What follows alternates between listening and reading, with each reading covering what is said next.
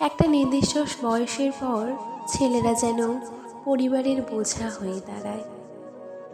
একটা নির্দিষ্ট বয়সের পর ছেলেদের বাড়ি ছেড়ে বের হতে হয়, কিন্তু আর কখনো বাড়িতে ফেরা হয় না ঠিক আগের মতো করে। স্কুল ছুটি হলে যেমনটা বাড়ি ফিরে আসতো। একটা নির্দিষ্ট বয়সের পর ছেলেদের জন্য পৃথিবীটা কঠিন হয়ে দাঁড়ায়।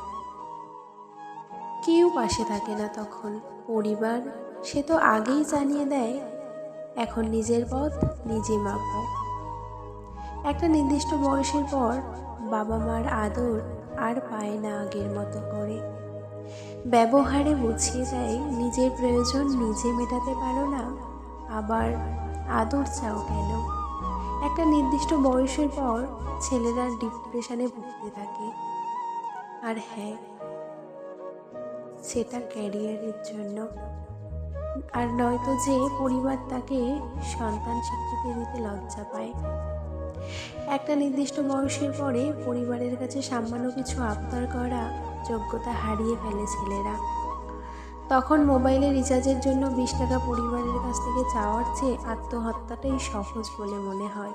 নির্দিষ্ট একটা সময়ের পর ছেলেদের চারপাশটা ধীরে ধীরে সংকুচিত হয়ে আসে। এই সময়টাতে একটা ছেলে কতটা কষ্টে থাকে সেটা কেউ জানতে পারে না। একটা নির্দিষ্ট সময়ের পর পৃথিবী জানিয়ে দেয়, তুমি সোনার চামচ মুখে নিয়ে জন্মাওনি। তখন পৃথিবী তোমাকে একা ছেড়ে দেবে। হয়তো জীবনের সাথে সংগ্রাম করে তুমি হয়ে উঠবে গল্পের নায়ক, নয়তোবা তুমি হারিয়ে যাবে ওই পথচারীর মতো, যার গন্তব্যের কোনো সন্ধান পায়নি।